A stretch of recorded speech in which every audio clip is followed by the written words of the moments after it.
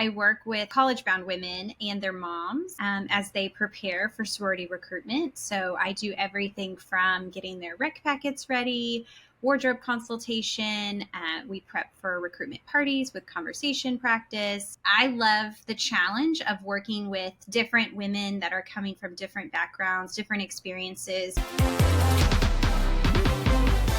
Welcome to the Job Dictionary podcast. Today, I will be interviewing Leslie Cunningham to learn about what it's like to work as a sorority coach for sorority prep.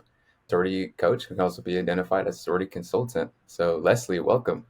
Thanks for having me. Of course. Leslie, 3 questions that we'd love to start off with. In your own words, what do you do? Where are you located? And when you were a kid, what did you want to be when you grew up? I love these questions. So, in my own words, sorority prep is, like you said, a sorority coaching. I do a lot of consulting. So, I work with high school bound or college bound women and their moms as they prepare for sorority recruitment. So, I do everything from getting their rec packets ready, wardrobe consultation. We prep for recruitment parties with conversation practice. I also host different classes in the summer for clients, and I just work one-on-one with them to help prepare for all the things that sorority recruitment entails. And then I am located in Dallas, Texas, but I work with clients nationwide, and I work with college students at any university. And then when I was a kid, this is a great question. I was trying to think on what I wanted to be when I grew up. I would probably say when I was in elementary school, I wanted to be a teacher.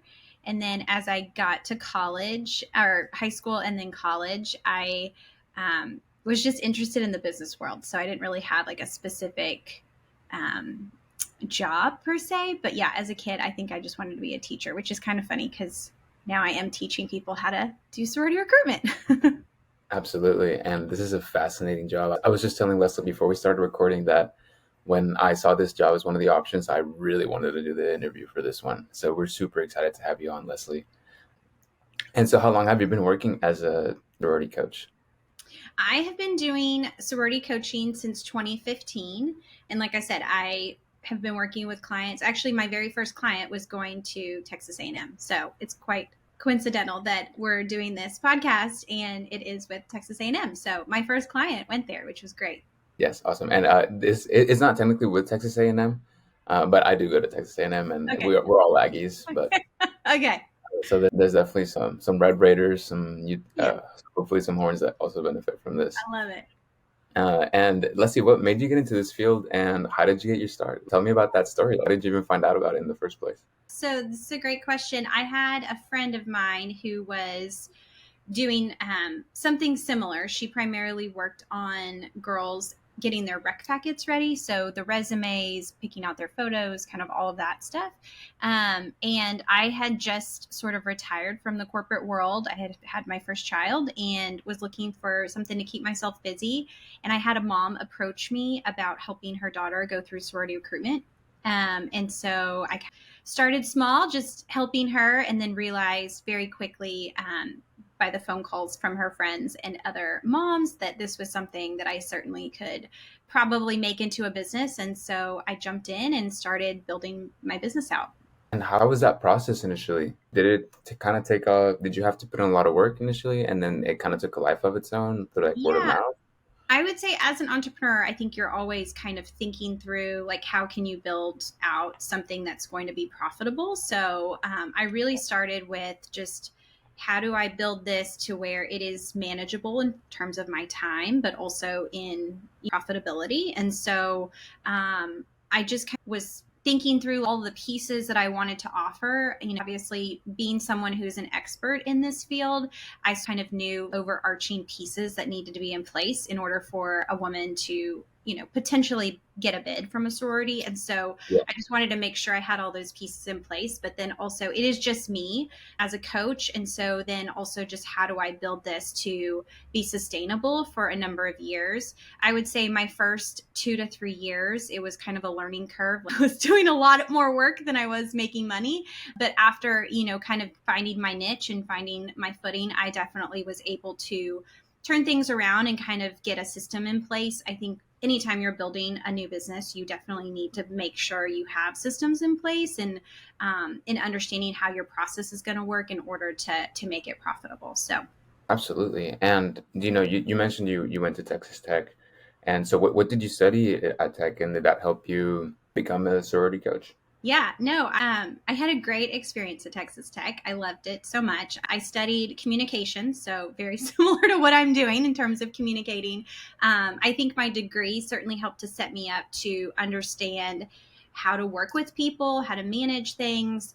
But I think too, the non-school part of what I learned at Tech was being in my sorority and certainly having a lot of student government activities that I was Yeah. involved in, other organizations. And I think those really lended themselves to being able to know that I could lead and I can, yeah, be an entrepreneur on my own. Yeah, absolutely. And I mean, obviously, that's a very intrinsic experience. Do you think that there are any degrees or certifications that are required to get into this job, or maybe that would help a lot? Yeah, I think like the main thing you have to know is the inner workings of how sorority recruitment works. But primarily, I mean, if you've gone through the process, you kind of understand. But I think over time, I have really been blessed with the opportunity to do a variety of different jobs within not only my sorority, but I've been asked to participate and contribute to different university campuses panhellenics, which are the overarching groups that run sorority recruitment. So I've had a lot of hands-on experience, and I can really lend to that expertise when I'm working with clients. But I wouldn't say there's like a certain degree. I think you could definitely kind of jump in and figure out where your niche is in this area. Gotcha. And educate me a little bit more about the industry, Leslie. So, how common is, sorority consulting or sorority coaching? Yeah, I think now it's more common than it used to be. I think when I started in 2015, I knew of three other consultants. And now I would say it's pretty commonplace, specifically in the South, where you have, the SEC area where sorority recruitment is pretty popular around the Bama Rush and Bama Yeah, Talks, I think have really kind of blown it up. And so it has become more commonplace, I would say. gotcha. And so, as an entrepreneur, Leslie, and a sorority coach, what are the specific tasks that you spend majority of your day doing? And describe it to me as if you were talking to a third grader or an alien, whatever is easier for you. So a majority of my job is really kind of like I said, communicating with my clients. So I do regular check-ins to see where we are in the process. So there's a number of steps that have to happen before a girl even steps on campus. So a lot of my job is kind of getting all of the paperwork things together, making sure she has kind of all of the things checked off the list, if you will. So I would say my initial you know primary focus with a client is to kind of get all that paperwork done. And then once we move past that, I do a lot in terms of their social media. So looking at their social media, providing a lot of feedback on what they can be doing in order to connect with sorority women, connect with the college campus, making sure that they're up to date on things that are happening with the college panhellenic. And then I would say I spend a large part of my time individually coaching. So Yeah, whether that's virtually or in person, I work with clients and their moms, because I'm coaching moms too, on how to support the daughter as she's going through the process. And I would say it's a lot of just the communication and kind of using my expertise in terms of what would work for that specific campus, because each campus is different in terms of what the expectations are for a potential new member. gotcha. And I'm sure, like at the beginning, like it was maybe a lot of that, right? Learning about all of these different campuses, and I mean, I'm sure you had a lot of knowledge from just your own experience and having friends Mm-hmm. from all over the state. But obviously, like as you're getting more clients, you're also learning a lot more about Mm-hmm. all these different cultures from, kind of in that like Greek life. Yes. And so, what a question I do have for you, Leslie, is: are there parts of your job that are more exciting to you, and maybe some that are like harder or maybe emotionally challenging or boring? Let me talk Yeah. me through like, what that might look like for a I sorority would coach. say the most exciting part of what I do is I love the challenge of working with different women that are coming from different backgrounds, different experiences. Oftentimes, I have moms who never were in a sorority. And so, helping Hmm. them to understand what the experience is going to be like, or hopefully what their daughter's experience will entail, is really important for me. So, I find that exciting. I find it challenging when I get a lot of questions. Just what is this going to be like? how is this going to work? Why do I need to do this? Just kind of walking them through all of the pieces that make up the entire process, I think is really exciting. I love the actual week of recruitment when I have clients going through the process at Mm, their universities or at their colleges, yeah. because to me, that's where I really see them shine and I can really help to encourage them. A large part of my job is to be on the sidelines and kind of provide that feedback, whether it's positive or it's correctional feedback.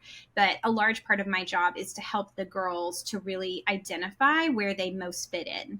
And so helping them Mm, to yeah. strategize, what can we be doing? What do you need to do at this next event in order to make sure that they are putting their best foot forward? And so that's a large part of, I think, what excites me is being able to identify individually for that particular client what she can do to really help herself shine in the moment of the recruitment parties. I would say the hard part, and also Hmm. probably the emotional challenge that I find, is I get obviously attached to my clients and the people that I'm Yeah, working with. of course. And you're going to come across people that have different perspectives or have a different thought on how something can be done. I often find that during the week of recruitment, it is emotionally draining for a lot of these girls. It's emotionally draining for moms who aren't there and maybe who have previously been in a controlling situation where they could kind of control the outcomes for their daughters. This is not that experience. And so helping moms to see that even though there's some disappointment along the way, she will make it through and she's going to find her place. It's going to be okay. But I have had situations where moms either become, Yeah. upset with me or kind of just, they just get emotional on the phone. I'm upset that this happened to my daughter, and but just trying to work through those issues and trying to work through it. No experience is perfect. I think everyone Right. kind of comes into this. You can start with all the options, but at the end of the day, you're trying to narrow it down to just one and where you best fit in. And so I think for some girls, that's a new thought process. They've never been told no before. And so Yeah, in this experience, you get some rejection. And so just trying to help them for work sure. through that. What does it look like? What does it feel like? And then just how do you prepare for that? The other part of this job I would say that's also difficult is I learn about individual stories that for me sometimes are just hard. I've had a woman who has a hard time with, maybe her mom went through cancer. And so a sorority's philanthropy might be breast cancer awareness. And so for that woman to go to that event and have to relive all of those emotions that she had with her mom. So I really try to like hone in on how do you really manage those emotions, and how are you authentically coming through without putting someone off because you're emotional about something that happened in your life. And I would say those are the hard parts of it. Gotcha. Absolutely. So, I mean, it is a lot of people management, it sounds like, too, because you're Yeah. managing a lot of emotions, you're managing a lot of expectations, too. And I think, obviously, you say it's not just the girl trying to get the sorority or trying to get the bid, but it's also the mom, which is, Yeah. I'm sure for your job, sometimes even a harder person to manage in a way, since it's not the person you're directly coaching. Yeah, exactly. And I think moms have the best intentions. And I think Yeah, that's of the course. hard part too, is they want the best for their daughters. And sometimes when things don't work out like they think it should, helping them to readjust that expectation and understand that, at the end of the day, your daughter's still going to be happy and she's still going to find a place where she can belong and where she can be a part of something. But I think sometimes moms in their heads, because they have all this external noise from maybe their friends or other moms that have gone through the experience or Mhm. their own family, Right. it can be really hard because they are like, I want my daughter to be XYZ. And when that doesn't work out, they get upset about it.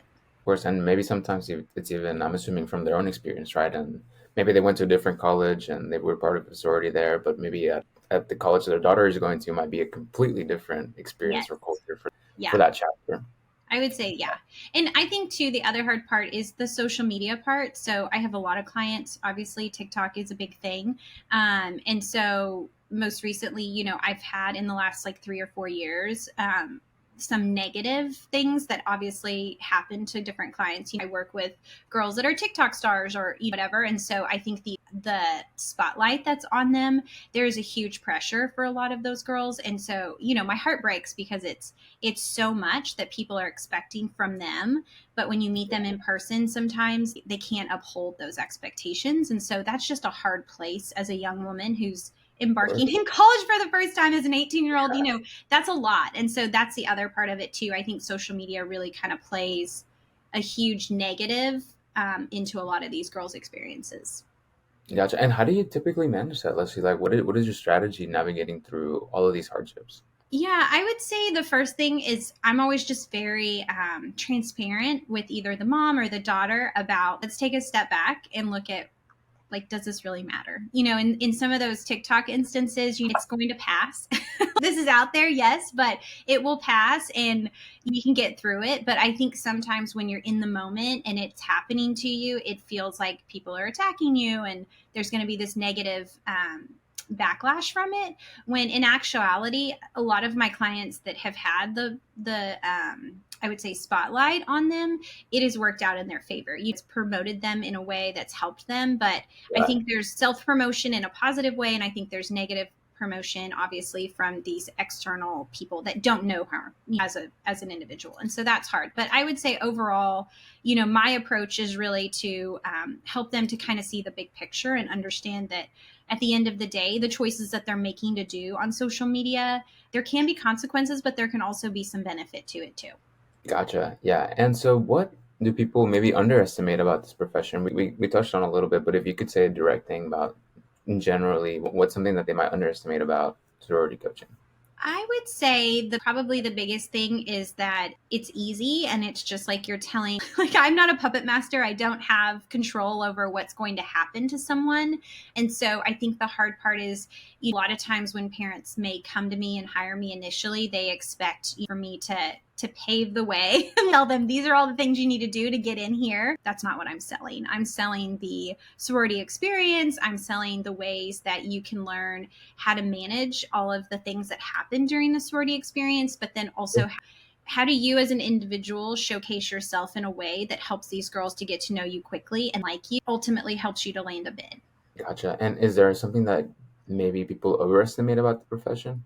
I don't know. I don't know if there's like a maybe that it's like uh only for people that are privileged. I feel like sometimes I get that question, is this only for people that have connections, or and I would say no. I think anybody can have access to the information that's out there, and you can definitely take advantage of learning about the process and preparing yourself for it.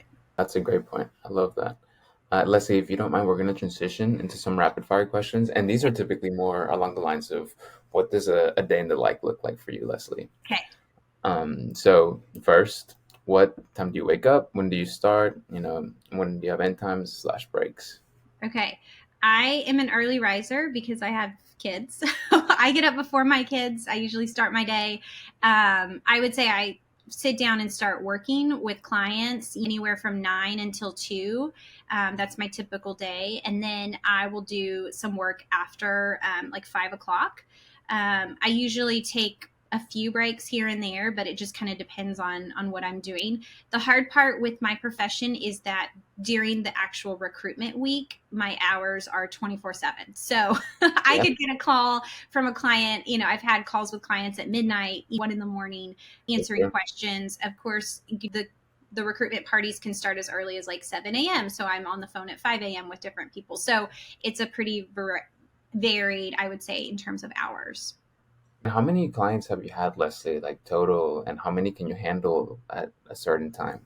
So I usually take on a specific number of girls for what I call the fall recruitment. So recruitment happens either in August or September for most campuses, and then it can Right. happen in January. So spring recruitment. So I usually try to do an even split of girls that I'm helping in the spring versus girls that I'm helping in the fall. But on Mhm. average, I mean, I was looking at my client list the other day, and I would say anywhere from 350 clients is pretty normal for a consultant that's working around the clock. So Yeah, so that is 24/7, maybe, yeah, 24/8 a little bit. and that's clients that I've helped over the time that I've been doing this. But I would say I've had some years where I have upwards of hundreds of girls, and then some years where I just don't take on as many, just based on my and that's a personal choice. I just take on as many people as I want for that year. Gotcha, absolutely. And would you say it's slow or fast paced generally? I would say there's kind of an ebb and flow. So I would say it starts pretty slow and then it works itself up to being pretty fast paced. There are some deadline driven parts of my job. And so I would say during those timeframes, it's pretty fast paced. I don't really realize the day has gone by oftentimes. But then when I'm initially starting with a client, it can go pretty slow just because we're working kind of between our both of our schedules. Gotcha, of course. Yeah, that makes sense. And what percent of the time are you doing just solo work, maybe like more entrepreneurial stuff, like organizing, and what time is like with the meetings with the moms and the Mm-hmm. girls and more like collaborative? I would say I have a pretty even split of like 50. So I do 50% of my time I'm probably doing working on, my clients' things. And then I would say another 50% is actually collaborating with them, working. I have a pretty set process in terms of how often I meet with clients and how long we're meeting. So I do, provide that to my clients before I start working with them just so they can understand what my expectations are. Gotcha. And what do you wear typically on a day-to-day basis for this Yeah, I job? would say it's pretty casual for this role. There are times when I'm doing like a public speaking event or I may be having various meetings. So obviously I would dress up for those, but I would say day to day it's pretty casual. Gotcha. And Leslie, do you have, is it mostly remote or do you have a maybe like a place where you go in person or maybe like a hybrid option? I would say it's a hybrid. So I have clients from all over the country that I'm working with. So if I have clients that are in California, then I'm doing more remote with them. If I have any local clients, I do try to meet with them in person. I think it helps to kind of build the relationship, build trust. But I would say my job is it's a hybrid and, versus FaceTime or phone calls. I do a lot of texting and DMing. So it's just kind of dependent on the workday. Gotcha. And one of the questions we also ask on here is, are you able to take, do you have to take your work home sometimes, or do you get to leave it at work? But I'm assuming obviously that kind of comes with the seasonality of the job as well. Like you said, there's times where you have to be 24/7, and then maybe times where you actually can't set your own schedule. I would say for the most part, I have learned is doing this business as long as I have learned to sort of set boundaries with my clients for the most part. Of course, like recruitment Mhm. week, it's kind of off limit. You can call Right. me at any time that you need me. But I would say prior to that, I am, because I have kids and I have a family, I'm Of pretty course. dedicated to making sure that I do have a work life balance. But I set those expectations early on when I start working with a client. This is when you can get a hold of me. This is when I'm working. These are my hours. I provide a calendar link so they can always set up a time if they just want to talk to me. But I do have a set schedule for the most part. Gotcha. And would you say that's the consensus for other sorority coaches? I would think so. I mean, it's an individual business, so I think as much as you want to work and as much as you want to be doing it, you can. I found when I first started my business because I was sort of putting everything together and trying to figure out the best process, I was working a lot and I was doing a lot. My brain was always constantly thinking about like Yeah. what things could I be incorporating? How could I be making this better? How could I make this easier? It's kind of fun once you develop these relationships with these moms and daughters. Obviously, they have sisters and cousins and different people, friends that they refer me to. And so, oftentimes, every couple of years, I'll go back to some of my previous clients, specifically the moms, and kind of ask, like, what could we do? What could I have done different? Or what can I do to help make Mhm. it a clearer process for you? So, that's always Gotcha. fun. That's good that you do that for sure. Yeah. Absolutely. And so, are there any tools or technologies that you use as part of this job? Yeah, I would say a huge part of what social media. So I have to be familiar and understand and be able to deep dive into all the social media platforms. So I'm constantly educating myself, constantly, kind of figuring out how to navigate all of that. I use Excel quite a bit. I think Excel is like, Mm, as a business owner, you just have to know how to use it and be savvy with it. I use yeah. InDesign for all of my clients' packets, so I have to know that technology pretty well. Obviously, I have different platforms set up that I share information with clients. So I would say technology is a huge piece. I don't think you can run a business these days and not have a technical aspect of it, but it's really important. Absolutely. It's your toolkit. And so, Leslie, what is the fastest way for someone to get into this profession? Maybe especially someone who comes from a non-traditional background and they just want to get their foot in the door. And obviously somebody maybe that was involved in Greek life, but even if they weren't, like Yeah. I would say the easiest way to probably get involved is to reach out to maybe a consultant and see if you can intern. I have girls every year that contact me and ask if they can intern or help. I've Yeah, hired a few to kind of learn the process and kind of teach them. But I think the easiest way is just to be curious and ask questions of people that are in the industry. I try to collaborate with other consultants. And so I'm always someone yeah, who will reach out to a consultant and compliment them or DM them, just because I think building relationships is huge to me. And having relationships at different places, especially different campuses, is a huge part of my job. And of so course. if you're not someone who's willing to network and be out there and put yourself out there, this can be a pretty challenging job. So, I also think this is an industry that's ever changing. Every year, things change within it. So you definitely have to stay up to date and know what's going on. Gotcha. And are there any fields that people come from before getting into sorority? Is it random, or are there themes, or is Yeah, it typically just straight out of college, or? I would say probably most people that are doing this, that I know of, the other consultants that I know of that are doing this, I would say you have to have a background in Greek life, whether that's you're in a fraternity or sorority or NHC, or there's a bunch of different organizations that provide kind of the sorority experience. So I think that's probably critical. But aside from that, no, I think you could be a finance person and change into a coach if you wanted to. I mean, Yeah, you have to definitely like people. I think if you're doing this job and you don't like interacting with people, you don't like answering calls and texts and everything else, then it's going to be pretty challenging. absolutely. And that was my next question. I think it's one of the best questions that we get to ask is, what does somebody have to be good at or like doing to be good at this job? What has to come easily to you? I think you have to be a people person. I think you have to enjoy learning from people. I think you have to enjoy learning about people. A lot of my job is to kind of deep dive into different people's stories and understanding how to really showcase their strengths, but also how do you also turn a weakness into a strength. And so you have to I joke that sometimes I'm doing a little bit of therapy with people because I spend so much time asking a Of lot course. of questions in order to Yeah, understand. um, but then too, I think you have to be a great listener at this job. You have to be able to hear what someone says or how they say it, and then give them, I think, my personal I think posture is to make sure that I'm always staying positive with someone. I never want someone to walk away and feel like, gosh, I can't do this.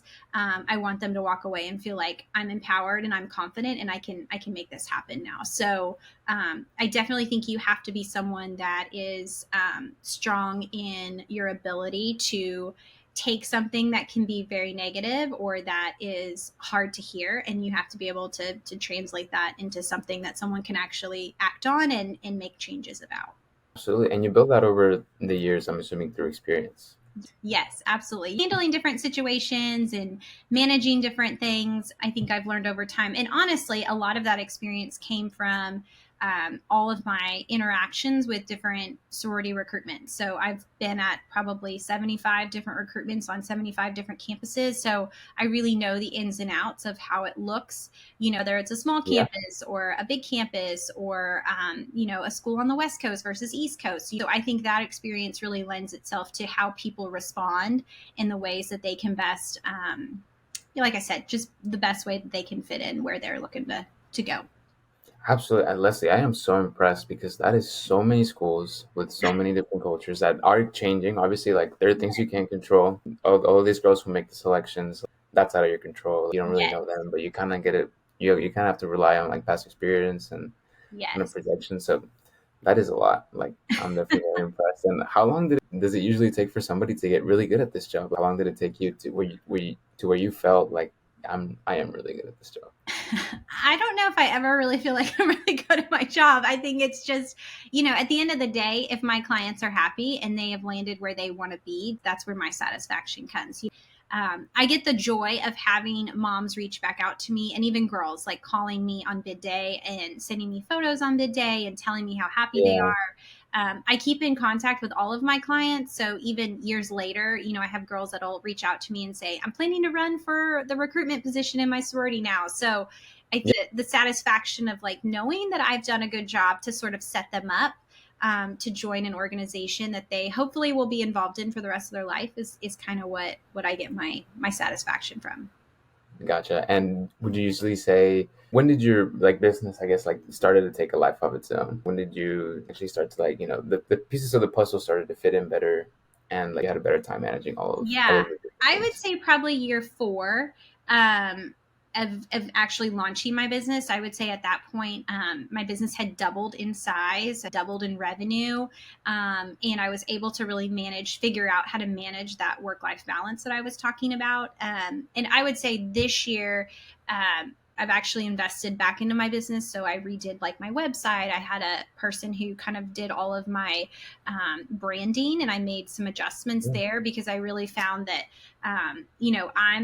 I'm professional and I believe in my business, and I want to make sure that, what I'm putting out there and the brand that I'm setting up and what I'm saying matches the experience that my clients are going to have. And so that was really important to me to invest back into that. But I would say year four is really when my business Mm. started to take off, and kind of that referral base that I was talking about really skyrocketed for me. For somebody who maybe is looking into sorority coaching, and this is just a question about the industry in general, are there any firms like firm style like sorority coaching practices where obviously like you have your own like your own business, but you've taken some interns before, so you've had some sort of structure. Is that in the future for you as well, or? Yeah, I mean, I think I am actually launching this year an online course as part of my business. And that I would say is kind of where I've made some adjustments to sort of take on more clients without having to, um, scale myself, if you will. So, Yeah, of course. but I do think I have become busy enough. And I was just having this conversation with someone else that, it would be really easy for me to hire several people and still be able to maintain the business load that we're taking on. So I think it's as manageable as I can make it. But like I said, I do at the end of the day, every year I have to turn down people that I can't take on just because I'm full. So that's the hard part about it. Gotcha. And is it in your maybe like plans in the future to expand, maybe like bring on more coaches that to work under Yeah, you and like, develop them to get more yeah. girls to? I definitely think it's possible. I've kind of have started to put that wheel in motion, if you will, just Mhm. to kind of see what it would look like. I think at the end of the day, the hard part for me is that clients are paying to work with me specifically For because sure. I have this industry knowledge and I have the specific experience at different campuses. So, training someone to have that firsthand knowledge, it's going to be kind of a balance to figure out how that works. But like I said, having an online course, maybe putting together, a book or some type of materials that people can purchase is kind of where I feel like I can expand at the moment. You absolutely should. And what is the average salary for a sorority coach? And you can provide a range, even if it's super broad. I think it depends on how much you're charging.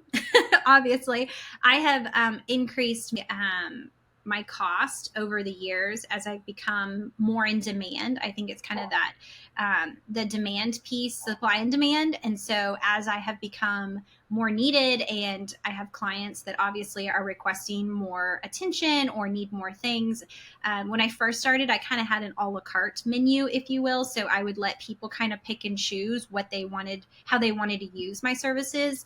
I have now just, I have moved towards just having one package and one way that clients can work with me. And so I would say the range, it could be anywhere from, a few $1,000s all the way up to hundreds of thousands of dollars, just depending on the amount of clients you're taking on and how much you're going to charge for your services. So, Gotcha. And in general, this is not just specifically to sorority prep, but how is it like more of like an hourly basis? so I would say, yeah, most consultants are kind of working on an hourly basis. I don't have my business structured that way just because I provide, like I said, just one package and there's just one cost to that. Gotcha. And so would you say like maybe like if you could give me like a starting out, maybe as a sorority coach, you should expect like X amount a year, and that I mean I'm assuming that's like the few thousand, and then obviously once you start to develop your business and your client base and your services, you kind of start making up the Yeah. upper maybe like six figures. I would say you could probably start if you're initially starting out. I don't, and it depends on what you're offering. That's the hard part. It's like there can be different offerings for different things. I would say if you're starting out, you could make probably like 20,000 pretty easily, all the way up to, a six-figure salary very easily, depending on how much you're utilizing those different options. Gotcha. And is there maybe like a field that people move on to after sorority coaching, or do they kind of just obviously find such a awesome niche that they just stay in the industry? Yeah, I mean, I'm coming up on almost 10 years. So I feel like I've kind of stayed in here because it's something that I enjoy doing, like I said. I think you could easily move into another membership based type of sales position. I think that would be really easy to move into. Hmm. Any type of consulting where you're working with people and kind of giving feedback, I think would be an easy transition. I also know coaches that have, like, my background. I used to formally work for my national sorority as a consultant myself. So I Oh, know yeah. girls that maybe like start in that field and then move into consulting as a sorority coach. I would say you could easily move into a sales position, an HR position, and hiring recruiter. Those types of things would all be very similar to this job. Yeah, I mean, from our conversation, I can just tell that you for sure build people skills and you understand people, and those two things will take you very far in lots of organizations. Yes. Yeah. And I think entrepreneurial and just being an entrepreneur in general, I think is just a great field to learn how to build a business, how to utilize, your skill sets, and then to be able to, like I said, make it profitable is really kind of awesome. Yeah, absolutely. And are there any books, resources, or maybe even programs that you would recommend for somebody who wants to get into sorority coaching? Yeah, I would say there's a lot of material. I would say that I follow a lot of podcasts, different podcasts about like friendships and different ways that you build relationships. So I think those are great resources. There are a couple books out there about sorority recruitment. I have personally read a lot of them, and I don't feel like they give you a ton more information than probably what you could gather just being someone who went through the sorority recruitment process. I do stay current and up to date on all of the things that are happening. So there's Yeah, a website called the National Panel Knit Conference, which oversees all of the recruitment for all sororities across the country. And so I'm lucky enough to serve in some different roles within my organization. And then so I'm able to stay really current on those changes. But I think too, just being able to, like I said, be a people person. So there's some yeah, great books out there about like how to manage people, how to coach and do all of that, that you could really jump into and get some good information from. gotcha. And is there a particular podcast or maybe book that helped you in your process? I'm trying to think. I read a lot, so there's a lot of books that I would recommend. I recently read, and actually I can look it up. I just finished a book a couple months ago that was about how to just have like strong conversations with strangers, and I think it's a great resource. I have been coming back to it myself, just in terms of my own conversations, but it just kind of helps people to understand the basics of how you get to know somebody, but also how do you make a personal connection, human to human. And Absolutely. so Yeah. it's called The Six Conversations by Heather Holman. I think it's a great book. It gives practical, actual questions. She's a professor, and she just has a lot of really good experience from her collegiate classes. So I think it's very interesting. That's awesome. And Kelsey, I do want to go back real quick before we ask you our last question, um, to kind of the exciting parts of your job, right? And like maybe obviously you've mentored so many girls and have a lot of success stories, but is there one that maybe sticks out to you that you like? Can you just walk me through the story of maybe a client that really benefited from their experience with you as a coach? Yeah, I'm trying to think. I mean, I have several like that I would say have really kind of been a success. I think one of the things that I think I pride myself on is because I take so much time getting to know my clients and sort of vetting the process with them. Um, I really do work to make sure that I get that girl into a sorority, and whether that's through the formal process or whether that's through a process after recruitment wraps up. But I really, my goal is to make sure that everyone finds a home. I'm trying to think. I've had clients, like I said, I had one client who, yeah, called me like 2 years after she had joined her sorority, and, was asking me questions about how she could run as an officer and be in a leadership position, which you just brings me so much pride, because I think that's something that I really like stress with my clients, is you want to be someone who's involved and engaged Mhm. with your sorority. So I think that always comes back as like, yay, I'm glad you like listened to what I was telling you and you were going to actually act Yeah, on it. So I would say those are great things. I would say most of my clients, I have some girls that go on to serve in like their Panhellenic, so larger organizations within it. But yeah, I think like all of my clients would be a part of like my success story, for real, for sure. I mean, in terms of like how they're progressing and like the contributions they're making to their organizations. absolutely. That's so awesome. And obviously, when you were a kid, you wanted to be a teacher initially, and you are mentoring, you are teaching these girls, providing them with community, which is awesome. Yeah, it kind of comes full circle sometimes. Absolutely. And so that brings us to our last question, which is what would you tell your younger self who was just getting started in this profession? I think when I first started, I was really hesitant to sort of put myself out there. Like, I didn't want, I was nervous about like making the transition from someone who didn't really know what I was doing to then, being a full fledged business owner. And so I would tell my younger self, take all the opportunities. You get media inquiries all the time. And sometimes, I say yes, and sometimes I say no. And so I think there's a lot of benefit to putting yourself out there. I think there's a lot of opportunity sometimes where we internally are holding ourselves back because we think, oh, I don't know if I can do that. And I feel like I am mentoring and preaching to these women that they do this process. And so even to my younger self back then, I probably wish someone would have been telling me like, you could do this.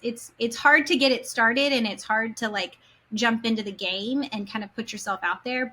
But now that I'm almost 10 years in, I can tell you it's definitely worth it, and it's great if you can make it successful. Absolutely. Leslie, thank you so much for joining us. Yeah. This is a fascinating segment. If people want to reach out to you and maybe get to little know more about sorority prep, where can they do that, or what's the way to reach out to you? Yeah, you can find me. I am on social media on both Facebook and Instagram. It's Sorority Prep 101 is my handle. I also, people can reach out on my website. It's, sororityprep.com. I also have lots of information linked on my bio in both of my profiles, so people can kind of learn more and find me there. Awesome. Well, thank you so much, Leslie, again. We really appreciated you coming out, and thank you for helping all the sisters all over the country. Yeah, absolutely. It was great to talk to you. You too. You just got one episode closer to learning about the world of jobs out there. To explore the rest of our career categories and find your best fit, go to jobdictionary.com to sign up for the beta users waitlist. Then subscribe here to find the next episodes coming out this week. And as always, drop us a comment, review, or message to let us know how we could better attune our episodes to your specific needs. Follow us on TikTok, Instagram, Facebook, LinkedIn, X, Threads, Pinterest, and wherever else you're on socials to go get our short, snappy preview reels that expose you to new job options every day. Because here at Job Dictionary, we believe your big aha moment can be just one scroll away. Go check it out and get out there. Cheers!